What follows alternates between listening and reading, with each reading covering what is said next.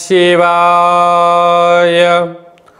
ఓం నమో నారాయణాయ. నరదృష్టి కర్మ, సంచిత కర్మ, ప్రారబ్ధ కర్మ, ఆగమిక కర్మ, దగ్ధ నివారణ, తులాభార కాళభైరవాయ నమో నమః. ఓం వక్రతుండ మహాకాయ కోటి సూర్య సమప్రభ నిర్విఘ్నం కురు మే దేవ సర్వకార్యేషు సర్వదా. హరి ఓం. మా ఛానల్కి స్వాగతం. చూస్తున్న వీక్షకులకు, ప్రేక్షకులకు, ప్రియ కాళభైరవ భగవద్బంధులకి స్వాగతం పలుకుతూ అందరికీ ముందస్తుగా వినాయక చవితి పండుగ శుభాకాంక్షలు. మనం ఆది పూజ్య మహాగణాధిపతి. మనం ఏ పూజను ప్రారంభించినా గణపతి స్వామికి పూజ చేసుకుంటాం కనుక భాద్రపద మాస శుద్ధ చవితి వినాయక చవితి కనుక మనమందరము గణపతి స్వామి యొక్క పూజ చేద్దాం. కలుషితములైనటువంటి వినాయకుని పూజ చేద్దాం. మట్టి గణపైకి పూజ చేసుకుందాం. పర్యావరణాన్ని రక్షించుకునే బాధ్యత మనందరిపైన ఉంది కనుక వీలైనంత వరకు మనము జల జీవరాశులను, చెరువులను కాపాడుకునే మానవ ప్రయత్నం చేద్దాం. రాబోయే రోజుల్లో కలుషితములైనటువంటి నీటిని, చెరువులను కాపాడుకునే ఇది మనందరి బాధ్యతగా భావిద్దాం. 1/9/2024 నుండి 30/9/2024 వరకు పుట్టినటువంటి వారందరికీ కూడా ముందస్తుగా జన్మదిన శుభాకాంక్షలు.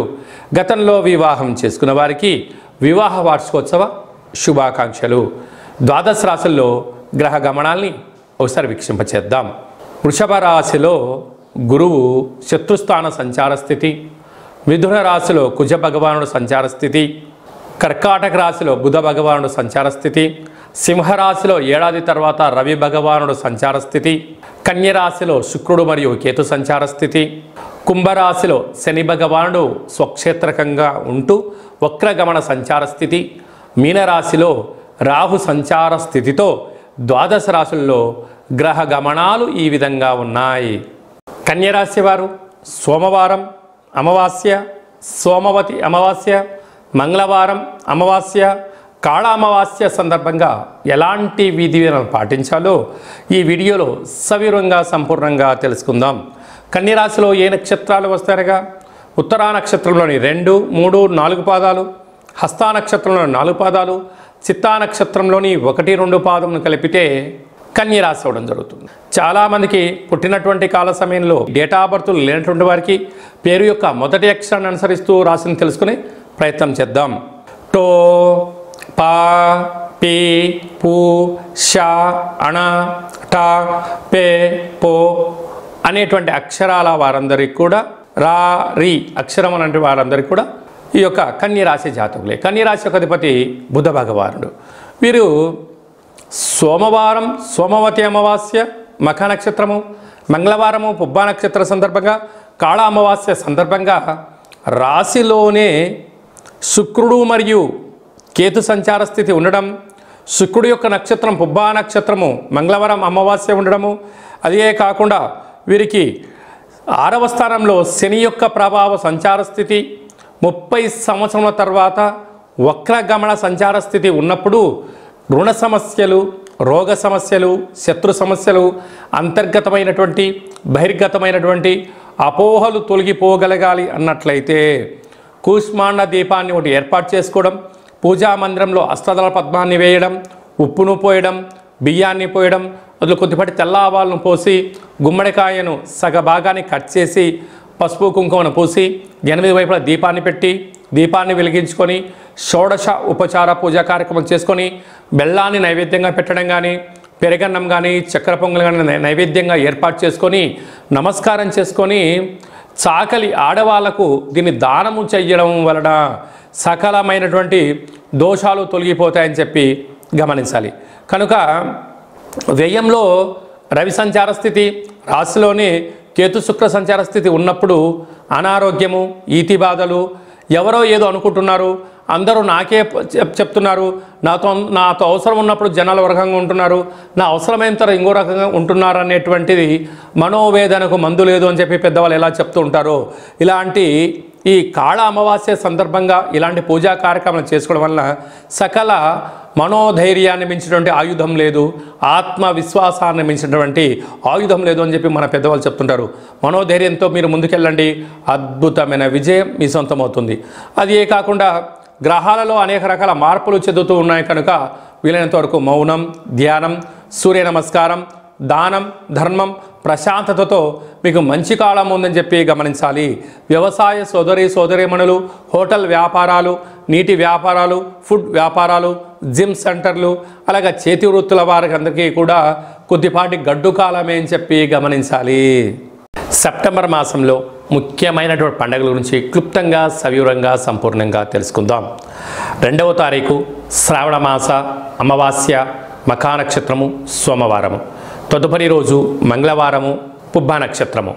సోమవతి అమావాస్య శ్రావణ మాసంలో చివరిగా వచ్చేటువంటి రోజున సోమవతి అమావాస్య, మంగళవారంతో కూడుకున్నటువంటి అమావాస్య.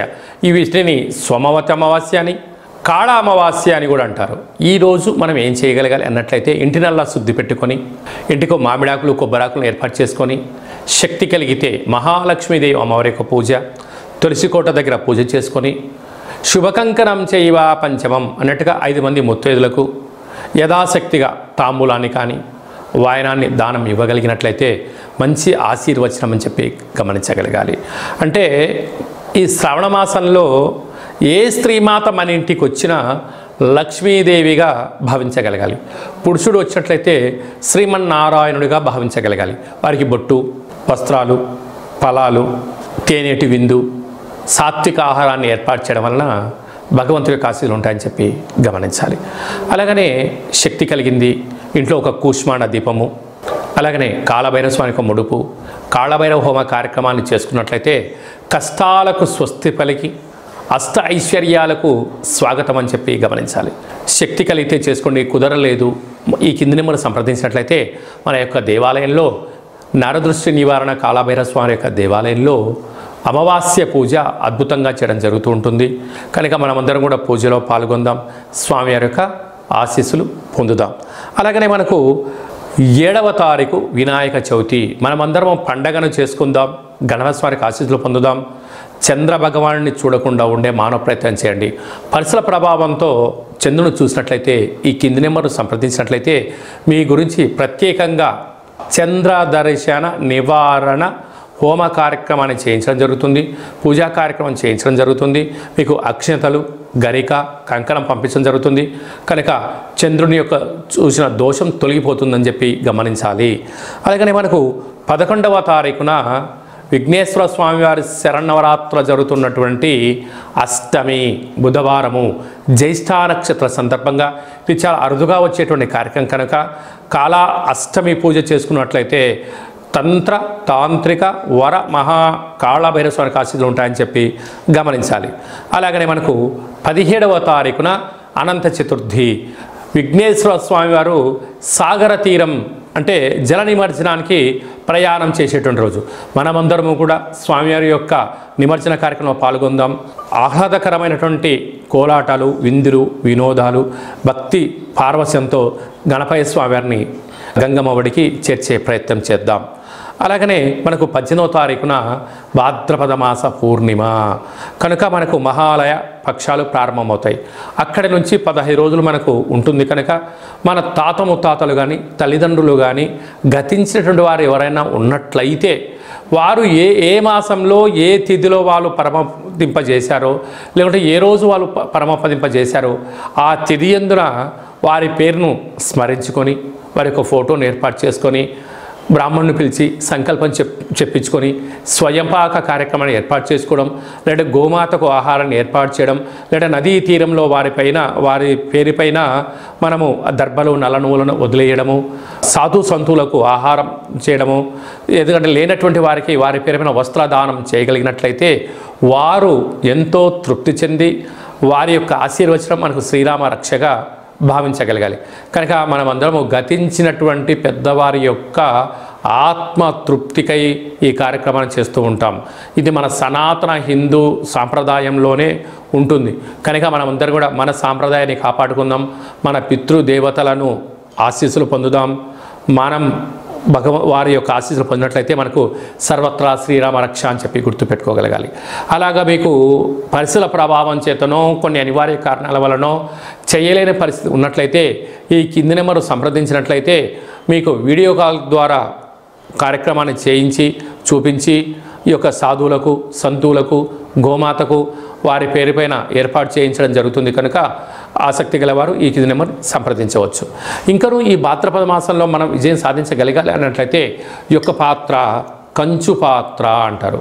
ఈ యొక్క పాత్రలో 12 రాసులను అచ్చు వేయడం జరుగుతూ ఉంటుంది. ఈ పాత్ర వల్ల ఎలా ఉపయోగమో ఒకసారి చూద్దాం. ఈ కర సహాయంతో ఇలా ఒకసారి శబ్దం చేసినట్లయితే ఓంకార శబ్దం రావడం జరుగుతూ ఉంటుంది.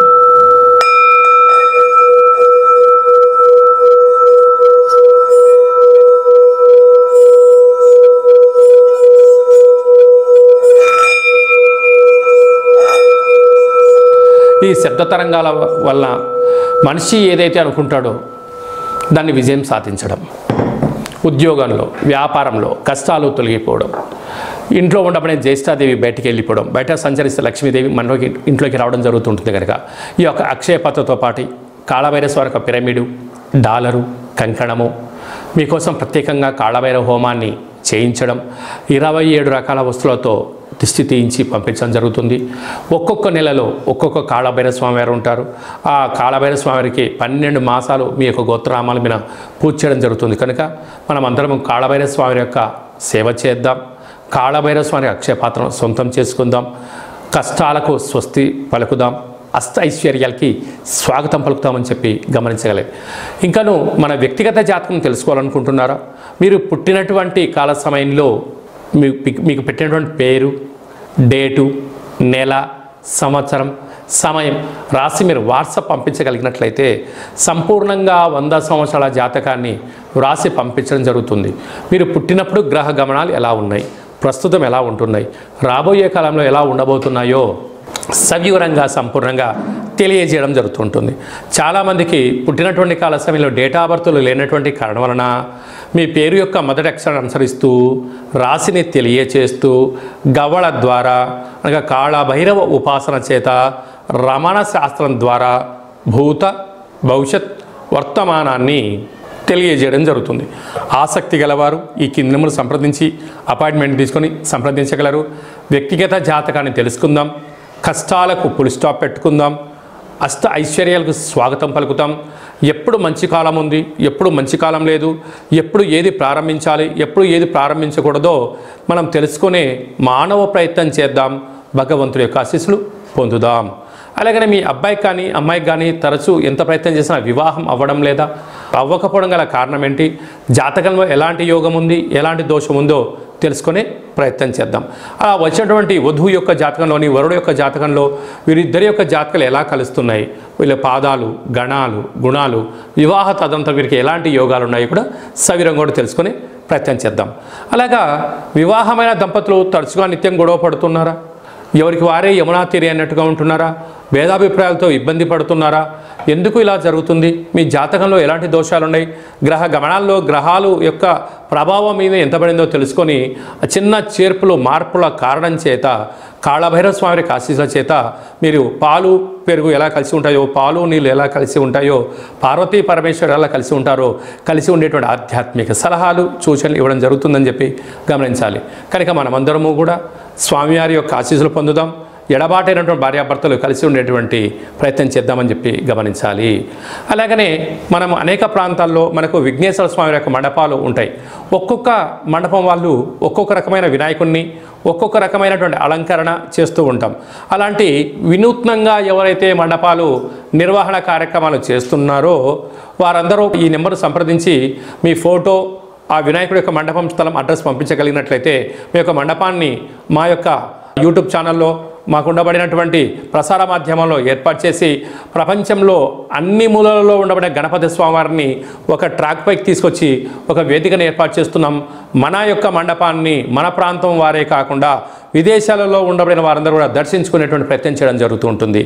అలాగనే మీ యొక్క ప్రాంతంలో మీ యొక్క వినాయకుడి చేతిలో ఉన్న మహాప్రసాదాన్ని, గతంలో ఎవరైనా లడ్డును కొన్నట్లయితే, ప్రసాదాన్ని సొంతం చేసుకున్నట్లయితే, ఆ లడ్డు ప్రసాదం కొన్నటువంటి వారి యొక్క వివరాలు మాకు పంపించగలిగినట్లయితే, ప్రపంచంలో నలుమూలల అనేక ప్రాంతాల్లో లడ్డు కొన్నటువంటి భక్తులందరికీ కూడా ఒకచోట చేర్చేటువంటి హిందూ ఆధ్యాత్మిక గణపతి లడ్డూ స్వామి యొక్క ప్రసాద సమ్మేళన మహోత్సవ కార్యక్రమం ఏర్పాటు చేద్దాం.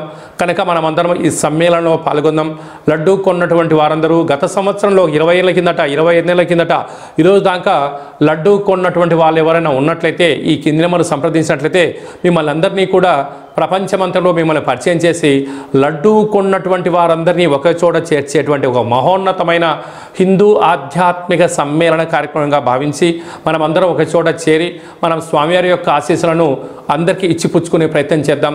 కనుక లడ్డు కొన్నట్టు భక్తులందరూ కూడా ఈ కిందను సంప్రదించి మీ యొక్క పేరు, ఏ సంవత్సరంలో కొన్నారు, ఎంత కొన్నారు అని వివరాలు తెలియచేయగలిగితే మిమ్మల్ని అందరినీ ఒకే చోట చేర్చే ప్రయత్నం జరుగుతుంది. కనుక మనమందరం కూడా ఈ గణపతి మహా లడ్డు సమ్మేళనంలో పాల్గొందాం. గణపతి స్వామికి ఆశీస్సులు పొందుదాం. అందరికీ స్వామివారి యొక్క ఆశీస్సులు ఉండాలని కోరుకుంటూ ఆశీర్వచనం. ఓం కాళకాలాయ విద్మహే కాళాతీతాయ ధీమహి తన్నో శ్రీ కాళభైరవ దేవత ప్రచోదయాతు. శతమానం భవతి శతాయు పురుష సతేంద్రియ ఆయుష్యేవేంద్రియే ప్రతిష్టతి. ధనం ధాన్యం బహుపుత్రలాభం శత సంవత్సరం దీర్ఘమాయు. సర్వే జనా సుఖినో భవంతు. లోకా సమస్తా సుఖినో భవంతు. సర్వం విఘ్నేశ్వరార్పణమస్తు. ఈ వీడియో మీకు నచ్చినట్టయితే లైక్ చేయండి, షేర్ చేయండి, మా ఛానల్ని సబ్స్క్రైబ్ చేసుకోండి. నేను చేస్తున్న ఆధ్యాత్మికమైన వీడియోలు అందరికన్నా ముందుగా మీరు చూడాలి అన్నట్టయితే మా యొక్క ఛానల్ని సబ్స్క్రైబ్ చేసుకున్న తర్వాత గంట సింబల్ ప్రెస్ చేయండి, పైన ఆల్ అని బటన్ కూడా తెలియచేయండి. అందరికన్నా మీ యొక్క వ్యక్తిగత జాతకం ముందే తెలుసుకొని 10 మందికి మీరు ఎవరి క్షేమాన్ని కోరుకుంటున్నారో, మీ క్షేమాన్ని ఎవరైతే కోరుకుంటున్నారో వారికి ఈ వీడియోను ఫార్వర్డ్ చేసి భగవంతుడి యొక్క ఆశీస్సులు పొందగలరు.